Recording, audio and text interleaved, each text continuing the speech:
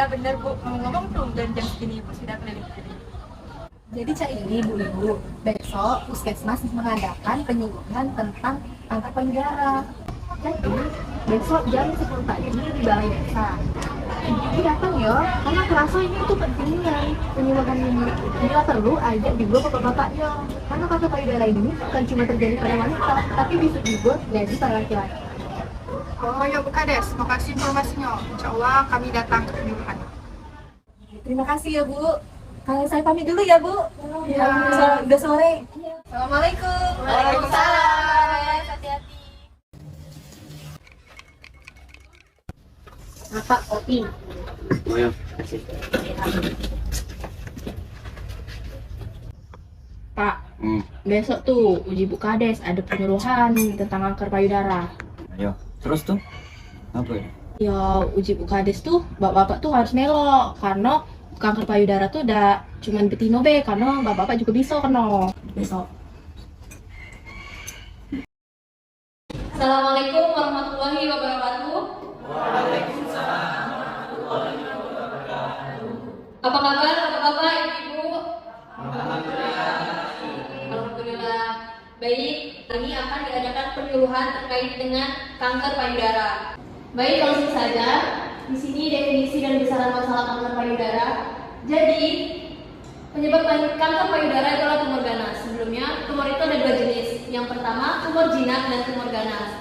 Nah, selanjutnya besaran masalah di Indonesia dan dunia. Kemenkes RI menyatakan di tahun 2018 itu ada sebanyak 627.629 kematian akibat kanker payudara di Indonesia. Gejala ini juga biasa disebut dengan ciri-ciri ya ibu bapak-bapak. Yang pertama itu ada benjolan tampak atau teraba pada payudara. Jadi adanya benjolan di sekitar payudara. Selanjutnya ada pembesaran pori-pori pada payudara. Nah, kemudian di area yang pembesaran ini atau area kemerahan di pori-pori pada payudara ini dia bertekstur kasar seperti kulit jeruk. Nah, kemudian dia terasa nyeri di area yang bengkak dan kemerahan tersebut. Selanjutnya puting payudara tertarik ke dalam dan yang terakhir adanya benjolan atau pembekakan di area bawah ketiak. Selanjutnya upaya pencegahan akan disampaikan oleh rekan saya Dea. Pada Dea silakan.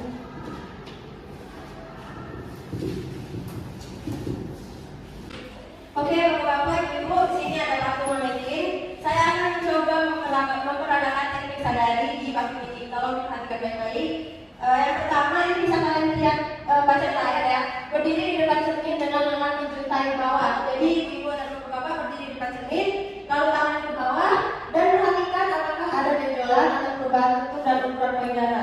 Nah, untuk sekedar informasi, payudara pada perempuan itu sebenarnya kedua-duanya itu tidak sama. Dia memiliki ukuran berbeda, tapi kalau dia perbedaan signifikan itu bisa kalian periksa ke dokter. Jadi tidak melulu sama di ukurannya, kan ada yang kiri, ada yang mencek gitu ya. Terus ada kedua angkat kedua lengan sampai berada di belakang kepala, ulangi pemeriksaan sisi samping tubuh. Jadi kalian tetap berdiri di depan cermin, kedua lengan kalian tuh angkat ke atas. Jadi kalau bisa jangan bayangin ya bapak-bapak, jadi payudara perempuan ini kan agak angkat dikit pasti ya kalau dia tegak. Nah itu kalian bisa lihat gimana nih kondisi payudaranya itu saat kalian mengangkat tangan ke belakang kepala. Lalu tekan perut tangan di pinggul, gerakan lengan serta siku depan sambil mengangkat bahu. Jadi kalian tuh kuatkan tangan di pinggul ini, ditekan gitu. Jadi ini kan ototnya tegang ya. Jadi gerakan ini akan menegangkan otot payudara dan membuat benjolan lebih mudah terlihat. Jadi kalian akan bisa melihat keseluruhan bagian payudara. Lalu angkat lengan, raba payudara dengan telunjuk, jari tengah dan jari manis dengan satunya. Lakukan gerakan putar ke atas, bawah, atau gerakan dari tengah keluar untuk meraba adanya benjolan. Nah ini saya praktekkan di patung. Jadi pemeriksaannya itu dengan jari telunjuk, jari tengah dan jari manis dengan di lengan satunya. Jadi kalian akan lengan satu dan satunya memeriksa. Lalu lakukan gerakan memutar. Jadi memutar ini dari ke atas ke bawah. Kalian raba tuh ada benjolan atau ada perbedaan gitu ya. Lalu gerakan dari tengah keluar untuk meraba adanya benjolan dari tengah nih. Kalian gerakan keluar di setiap bagian-bagiannya. Lalu pencet pelan-pelan puting payudara, perhatikan apakah keluar cairan yang tidak normal. Nah ini biasanya menjadi salah satu tanda-tanda kanker payudara. Kalau putingnya itu pasti keluar cairan yang tidak normal. Jadi kita tidak bisa menyebut ASI ya, karena kan biasanya orang-orang yang menikah pun keluar gitu cairannya. Lalu berbaring dengan tangan kiri di bawah kepala, rapat untuk permukaan payudara dengan gerakan memutar dari tengah keluar atau atas bawah melalui pemeriksaan pada payudara kanan. Nah ini sama kayak cara yang keempat, jadi kita tidur ini ya. Lalu tangannya ini, tangan yang satu yang di bawah ini ke belakang kepala, lalu satunya memeriksa di bagian payudara yang ada di atas ini. Terus tuh bisa juga dilakukan sebaliknya, jadi kalian bisa telentang ke kanan, bisa telentang ke kiri. Nah, itu aja beberapa teknik sadari yang bisa kami sampaikan. Mungkin habis dari sini ibu-ibu dan bapak-bapak bisa lebih aware tentang kanker payudara dan bisa memeriksakan dirinya sendiri di depan cermin.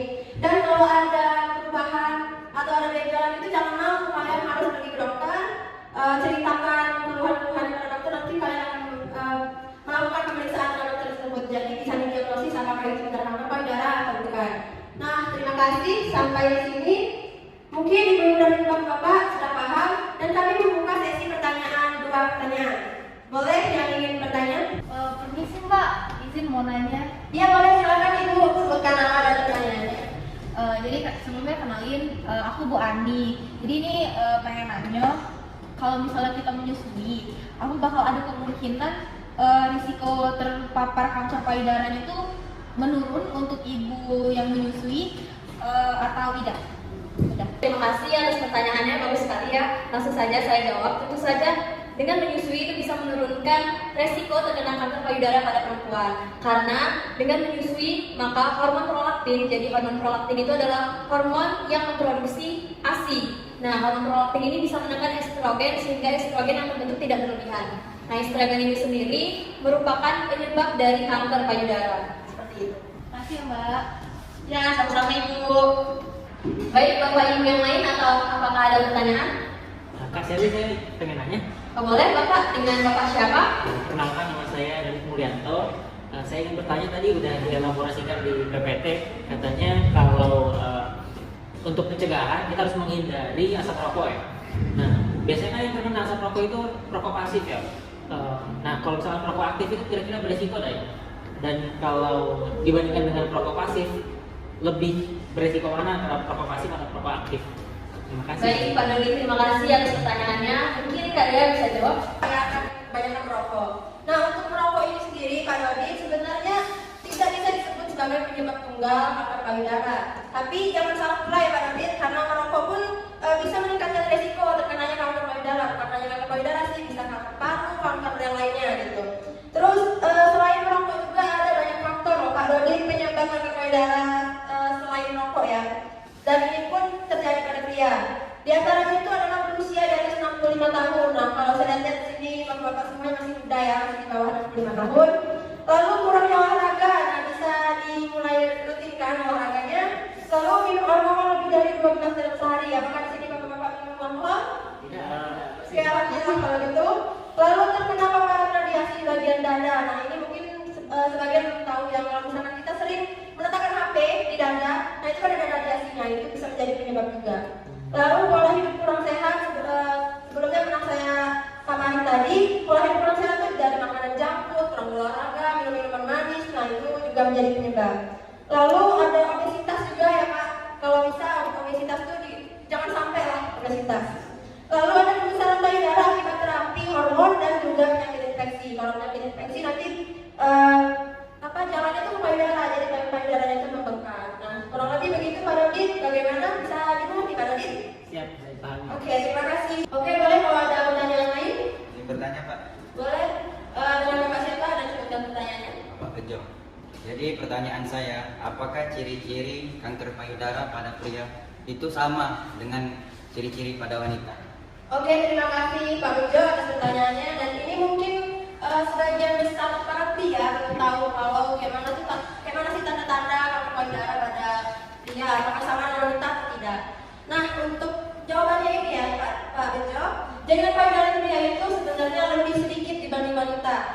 Nah, artinya hal tersebut itu justru membuat penyebaran sel kanker itu akan berjalannya semakin cepat. Nah, kalau untuk tanda-tandanya sendiri itu kurang lebih sama dengan tanda-tanda pada wanita, yaitu timbul benjolan pada payudara, jadi Bapak-bapak bisa memeriksa sendiri ya apakah ada benjolan atau tidak. Lalu terdapat cekungan atau kerutan pada kulit payudara. Nah ini sama seperti dasar kulitnya itu kayak kulit jeruk. Nah itu kan kalau dipegang pasti kasar ya. Lalu ada juga pada puting atau kulit payudara tanpa kemerahan. Nah kalau kemerahan itu mungkin tergantung dengan warna dari payudaranya. Tapi kalau memang kemerahannya tidak normal itu bisa diperiksakan. Lalu ada puting tertarik ke arah dalam. Jadi puting itu kan normalnya keluar, mencuatnya keluar. Tapi kalau mencuatnya ke dalam itu bisa diwaspadai dan bisa diperiksakan. Lalu keluar cairan dari dalam puting ini tidak hanya terjadi pada wanita, tapi bisa terjadi pada pria. Mungkin segitu saja Pak Bejo. Bagaimana Pak Bejo? Terima kasih. Baik, terima kasih. Oke, mungkin itu saja pemaparan materi dari tugas kesehatan Puskesmas. Semoga bapak dan ibu-ibu sekalian bisa memahami materi yang diberikan tadi dan dapat melakukan deteksi dini sendiri di rumah. Pada bapak dan ibu-ibu yang telah bertanya tadi, silakan maju untuk mengambil door prize-nya.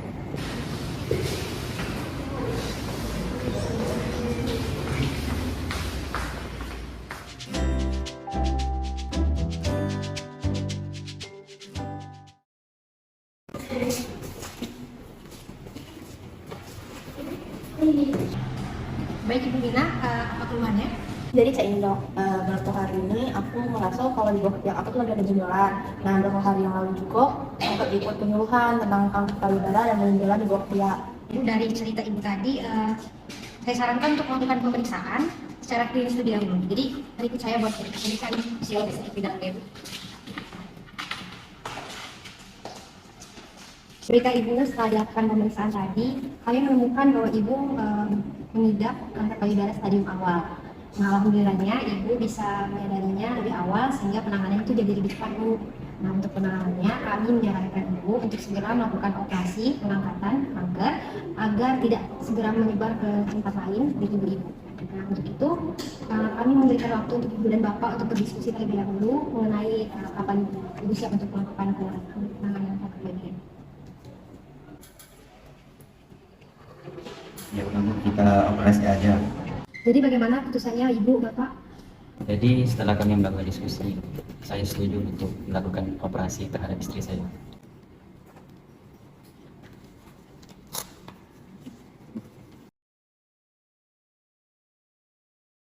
Assalamualaikum ibu-ibu.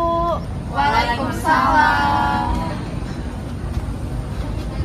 Oh, Ibu Mina, Cak mana kabarnya? Tadi gini kemarin abis operasi ya Bu? Iya, tidak. Kemarin tuh aku tuh sempat operasi untuk angkat kanker dari payudaraku. Ya, alhamdulillah sekarang lah mulai membaik. Oh, alhamdulillah lancar itu ya Bu. Kalau boleh tahu, kata dokter penyebabnya apa ya Bu?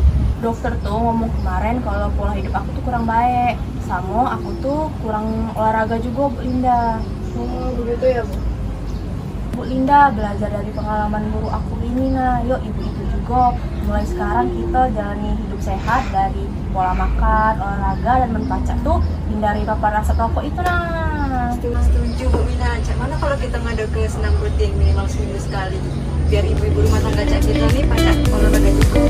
Terus soalnya bagus. Kali ini ngomongin besok tadi. Bener Bu Adi, terima kasih.